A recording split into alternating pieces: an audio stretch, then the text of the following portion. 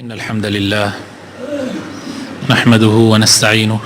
ونستغفره ونستهديه ونعوذ بالله من شرور أنفسنا ومن سيئات أعمالنا. من يهده الله فلا مضل له ومن يضلل فلا هادي له، وأشهد أن لا إله إلا الله وحده لا شريك له، وأشهد أن محمدا عبده ورسوله. يا أيها الذين آمنوا اتقوا الله وقولوا قولا سديدا يصلح لكم أعمالكم ويغفر لكم ذنوبكم، ومن يطع الله ورسوله فقد فاز فوزا عظيما. أما بعد، فإن أصدق الكلام كتاب الله، وخير الهدي هدي محمد صلى الله عليه وسلم، وشر الأمور محدثاتها، وكل محدثة بدعة، وكل بدعة ضلالة، وكل ضلالة في النار. بەڕێزان و خۆشەویستان، یەکێکی تر لەو نەخۆشیانەی کە تووشی دڵی ئینسان دێ دروستکردنی وەسواسە لەلایەنی شەیطانەوە. شەیطان دوژمنی ڕاستەقینەی مرۆڤە. خوای تەعالا لە قورئانی پیرۆزە لە سوورەتی عەرافە ئایەتی 16 و 17 باسی ئەومان بۆ ئەکا کە ئەفەرمێ: قال فبما أغويتني لأقعدن لهم صراطك المستقيم ثم لآتينهم من بين أيديهم ومن خلفهم وعن أيمانهم وعن شمائلهم ولا تجد أكثرهم شاكرين. خوای تەعالا فەرمێ شەیطان وعدی داوە، بڕیاری داوە کە سەر ڕێگا ڕاستەقینەکە لە مرۆڤەکان بگرێ، یعنی لەسەر ڕێگا ڕاستەکە لەوەیە بۆمان بوەستێ، هەوڵ بدا لە هەموو لایەکەوە محاولە ئەکا و هەوڵ ئەدا کە گومڕامان بکا و سەرمان لێ بشێوێنێ. لە پێشەوە بۆمان دێ، لە پاشەوە بۆمان دێ، لە لای ڕاستەوە بۆمان دێ، لە لای چەپەوە بۆمان دێ. هەوڵ ئەدا زۆرینەی مرۆڤ سوپاسگوزار نەبن، بەڵام ئایا شەیطان دەسڵاتی هەیە بەسەر مرۆڤە بەو دەرەجەیەی کە لە ڕێگای خوا لایدا؟ خوای تەعالا لە قورئانی پیرۆزە فەرمێ شەیطان دەسڵاتی بەسەر کەسانێکە نییە کە مخلصن، کە باوەڕی قایمیان بەخوای پەروەردگاری خۆیان هەیە. شەیطان توانای نییە زاڵ ببێ بەسەر کەسانێکە کە بۆ خوای گەورە یەکلا بوو بێتنەوە. شەیطان دەسڵاتی هەیە بەسەر کەسانێکە کە بەفیکەی شەیطان هەڵ ئەخەڵەتێن. تەنانەت لە ڕۆژی قیامەتە ئەڵێ شەیطان ئەڵێ من هیچ دەسڵاتێکم نەبوو، تەنها بانگتانم کرد ئێوە خۆتان هاتن. بۆیە خوای تەعالا لە سوورەتی فاتڕە جەخت زیاتر ئەکاتەوە ئەفەرمێ ئین الشەیطانە لەکم عەدوو فاتەخیذوه عەدووە ئینەما یەدعو حیزبەه لیەکونوا من ئەصحاب السەعیر. ئەفەرمێ بەڕاستی شەیطان دوژمنی ڕاستەقینەی ئێوەیە، دەی ئێوەش شەیطان بکەن بە دوژمنی خۆتان، مەیکەن بە دۆستی خۆتان. شەیطان بکەن بە دوژمنی خۆتان، یعنی حەسابی دوژمنی بۆ بکەن، نەک حەسابی دۆست. بە قسەی بکەن، قسەکانی جێبەجێ بکەن، نەسیحەت و ئامۆژگاریەکانی وەربگرن. شەیطان حزبەکەی خۆی و جەماعەتەکەی خۆی بانگ ئەکا بۆ ئەوەی بیان کا بە ئەهلی جەهەنەم. شەیطان دێ بەڕێزانم گومان و وەسوەسەت بۆ دروستەکە لە عیبادەتەکانتە، لە عەقیدە و بیر و باوەڕتە، لە سەرەتاوە لە عەقیدە و بیر و باوەڕتە. تێ گومانت بۆ دروستەکە ئەڵێ کێ ژە قیامەت هەیە؟ کێ فڵان شتی دروست کردێ؟ خوا. ئەی کێ خوای دروست کردێ؟ ئەڕوا. ئیتر هەموو ئەو شتانت لەبیر ئەباتەوە، هەموو ئەو مەخلوقاتانەی خوات لەبیر ئەباتەوە ئەڕوا بۆ شتێک کە تۆ وەڵامەکەی نازانی، ناتوانی وەڵامی بیتەوە. پێغەمبەری خۆشەویستمان صلی الله عليه وسلم ئەفەرمێ لحديثك كإمام مسلم أي جريته أفرمي جاء ناس من أصحاب النبي صلى الله عليه وسلم فسألوه كومالي أصحابها نخزمتي في غمر صلى الله عليه وسلم برسيارا لبيغمر إخوة كرتيان أي بيغمر إخوة إنا نجد في أنفسنا ما يتعاظم أحدنا أن يتكلم به براسي جاري واحد لنا وضلو بري خطورة وسواس ما بودرو سبب الراسي بيغمر إخوة شرمكين باسكين حزكين لشاخية بربدرين أخوارو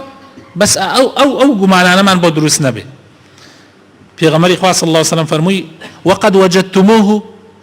يعني بالفعل أو تان بو دروز بو وتيان بالي أي بيغمر إخوة قالوا نعم قال ذلك صريح الإيمان فرمي إيمان الراسقين كتان دركوت أو قمانانا الشيطان بوتو دروس يكاب بالفعل بلغي بقوة إيماني توي بلغي أويا كتو بياريك إيمان داري حز لو ناكي شيطان تيبوتو دروسك خلقاني كي كاتي أمو سواساني بو دروس بي وري الروخي بلان بيغمري خواص الله سما فرمي أو صريح إيمانا تلك محض الإيمان للرواية كيترا أو إيماني كاملة كلنا ودل تدرس بو چوك الشيطان بيشا كتو نيوجتنا أكرد كتو ريقاي خواتنا قرد بحياتي شيطان أوشتاني بو دروسنا أكرد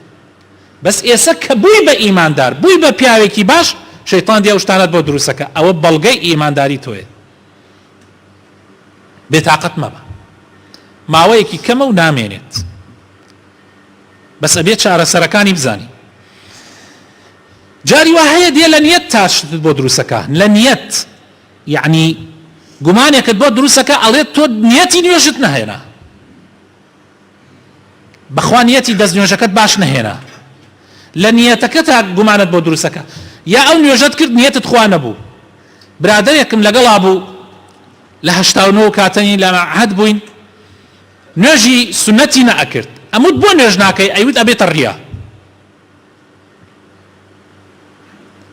ئەموت بۆ نوێژی سنەت ناکەی ئەیوت ئەبێتە ڕیا ئەموت با بڕیا بەدەستی تۆیە خۆ بەدەستی یعنی هین نییە تۆ بڕیار بدە ڕیا نەبێ بڕۆ ژوورێکەوە بکەیت بەخوا ئەوێتە ڕیا بەس فەرزەکەکەم شەیطان چۆن بۆی هاتبوو برادەرێکی تر ڕۆژێکیان لە مزگەوتێک نوێژمان کرد لە سلێمانیە مانەوەی کە باسێکم کۆنن لە مزگەوتێکان نوێژمان کرد برادەرێک هاتە پاڵم نوێژی کرد من لە ڕکاتی یعنی لە ڕکاتی یەکەم یعنی تەکبیرە کرابوو من ڕۆشتم وەستام ئەویش هاتە پاڵم نوێژی کرد على ئاساس نوێژ بکە طبعا ئیمام چووە ڕکووعە ئەو هەر ئەیوت هەر لە ئەوەڵ نوێژەکەەوە دەستی پێکرد ئەیوت نیەتمە ئیتر هەروە قوولێ کردەوە بەو شێوازە باوەڕ بکەن ئەمەی کە ئەیڵێم بالفعل وابوو هەر ئەیوت نیەتمە ئێمە چوینە ڕکووعە چوینە سوجوودە ڕکات یەکەم تەواو بوو ڕکات دووەم تەواو بوو هەر ئەو قوولێ کردووە ئەیوت نیەتمە ڕکاتی چوارەم کاتێ چوینە ڕکووعە بەپەلە گەیشت پێمانە لە ڕکات چوارەم لە نیەتە مع العلم نیەت شتێکی ناو دڵە و پێویستی بە زمان نییە و پێویستی بە قوولکردنەوە نییە و پێغەمبەر صلی الله علیه و سلم یەک ڕۆژ لە ژیانە نەیوتوە نیەتمە نوێژەکەم نیەتمە نازانم چیەکەم بەڵێ لە حەجا فەرموویەتی اللهم خوایە ئەوە ئێمە لبیک اللهم عمرە یان لبیک اللهم حەجە بە جەماعی و ئەمانە بەڵام ئەوە مەوزوعێکە حاڵەتێکی تایبەتە بۆ عمرە و بە حەجەوە ئیتخۆ ئەمە مەرج نییە لە هەموو عیبادەتەکانە تۆ بەدەم بێژیتی و بەو شێوازە بێژیتی ئەویش نەیوتوە نیەتمە ئەوە بۆتە وەسواس بۆ زۆر کەس نوێژەکەی لێ تێکەدا نایڵێ بگاتە جەماعەتە ناڵێ خێری جەماعەتی دەستکەوێ وەسوەسەیە کە لەزەتی نوێژی نەیەڵاوە بۆ زۆر کەس جاری وا هەیە لە دەست نوێژا و لە تاراتا و لە ئەمانە کابرا تاراتەگرێ ئەڵێ بەخوا مەعین خۆم باش پاک نەکردەوە مەعین قەترەیەک میز دابەزی بەخوا بزانم پرش ئاوەکە دای لە گیانم بەخوا بزانم ئەلەم گومانانە شەیطان بۆی دروستەکات ئەنواع و ئەشکاڵ بۆ ئافرەتان بەتایبەت خەڵکێک هەیە بەڕێزان هەرچی ئەکا ناتوانێت تارات بگرێ ئەوە نەقول بۆتەوە لەسەری وا ئەزانێ شتێک کە هەر زۆر زۆر قولە مع العلم پێغەمبەری خوا صلی الله علیه و سلم فەرمێ ئینسان نەتوانێت بە سێ بەر تارات بگرێ سێ بەر یعنی خۆ بەرد ئینسان پاک ناکاتەوە بەڵام تۆ خۆیتر نابێت زیاد بڕۆی وەسوەسە بۆ دروستەکەی تۆ بە ئاوێکی پاک یا مەسەلەی لە مەسەلەی دەستنوێژە، لە مەسەلەی غوسلە. کابرایە کاتە لای یەکێک لە ئیمامەکان وتی ئەی ئیمام من هەرچی ئەەکەم هەست دەکەم لەشم گرانی لەشم دەرناچێ. وتی بۆ؟ وتی وەڵڵاهی حەتا تەنانەت ڕۆمە ناو گۆمی ئاوە خۆم ئەەکەمە قوتا دەرە چمە دەرەوە هەر هەست دەکەم یعنی تەواو پاک نەبوومەتەوە وەکو بێژی لەش گرانیم دەرنەچووە. فەرمووی پێویست ناکات لەشگرانی بۆ دەرەکەی وتی ئەی نوێژی پێکەم. وتی نە پێویست نوێژ لەسەر تۆ نییە. وتی بۆ لەسەر من نییە؟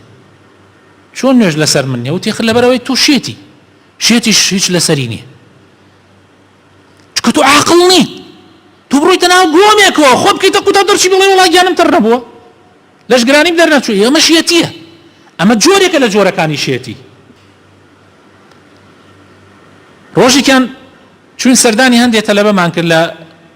بەشی ناوخۆیان لە ناوخۆی تەلەبەر کە ئەمێننەوە تا قسم داخلی لە سلێمانی برادێک لەگەڵمانە بۆ لە کاتی نان خواردن و ئەوانە من لە نوێژی عیشا گەشتم ئەوان دوای نانەکەمان تەواو کردم با بەیەکەوە جەماعەتێ بکەین ئیتر ئەو هەڵسا دەستنوێژ بگرێ.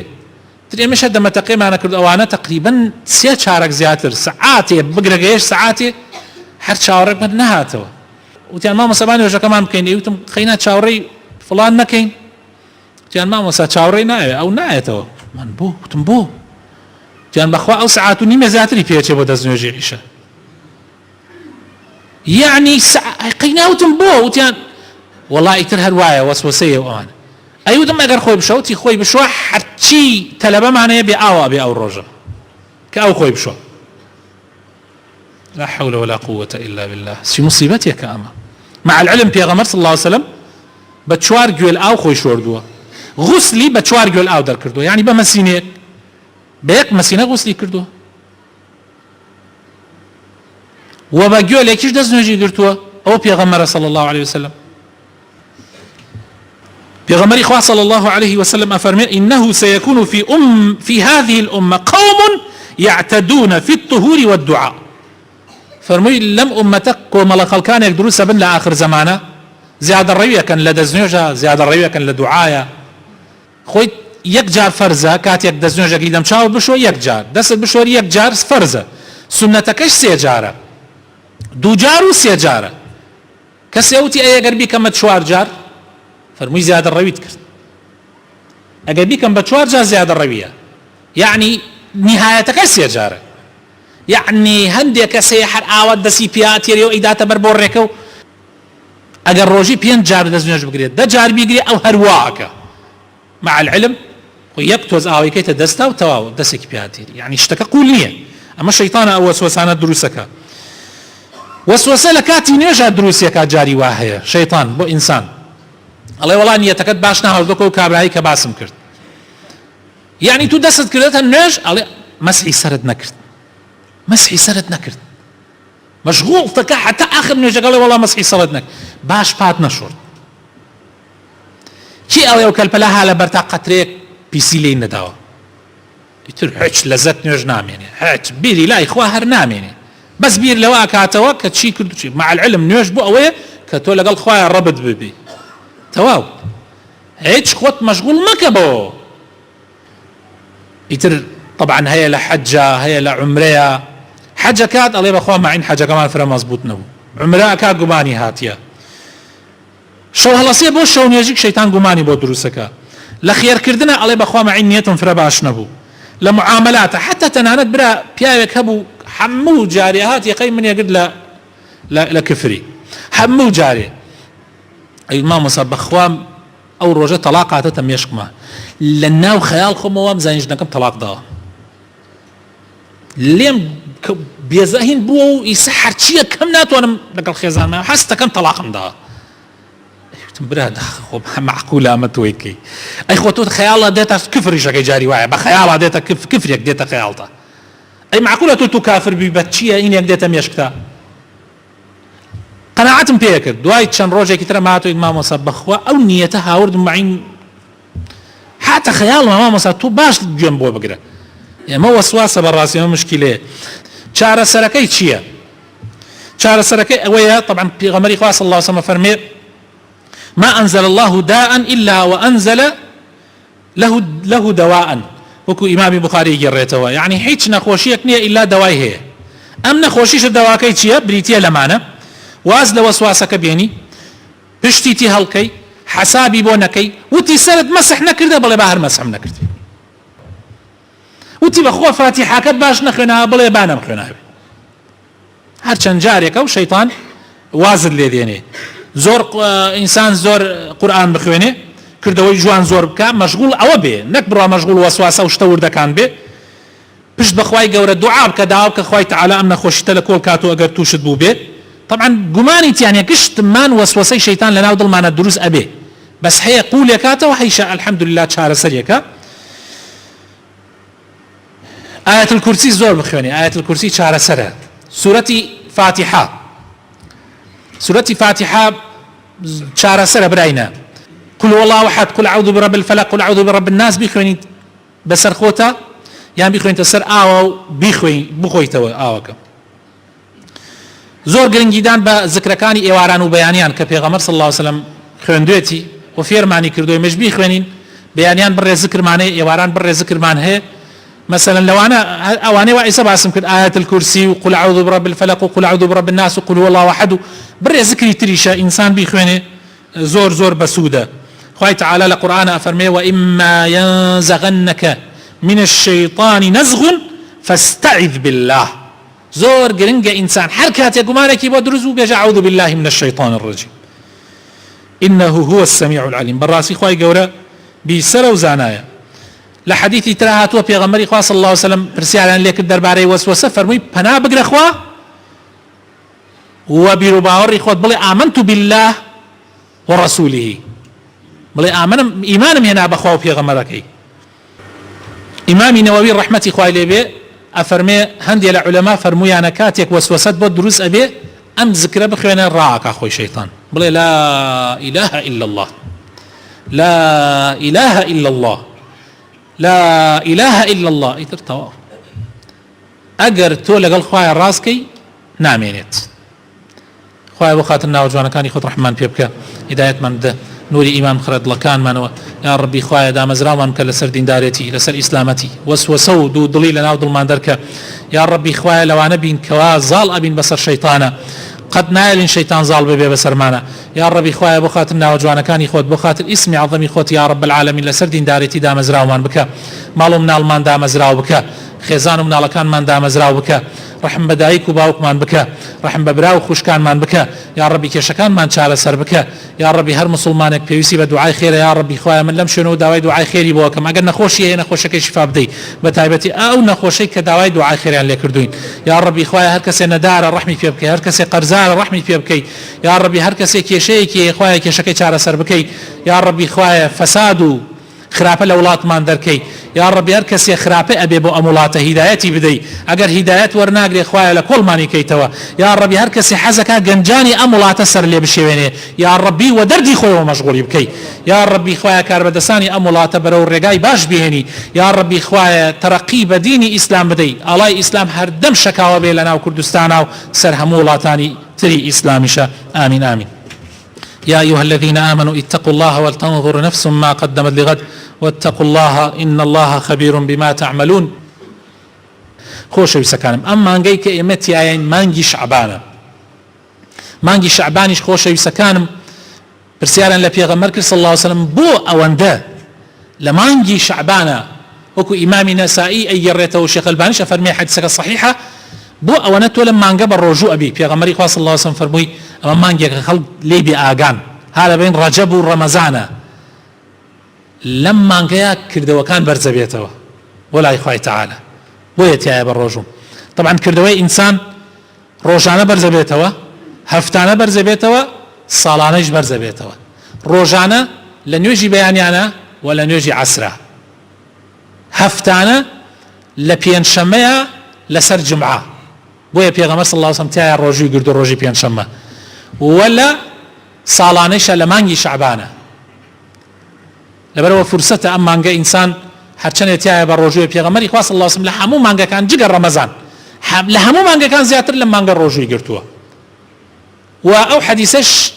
صحيح نییە کە لە دوای 15 ناوێ بیگری ئینسان ئەتوانێت بیگرێ حتا یەک دوو ڕۆژی بمێنێ بۆ ڕەمەزان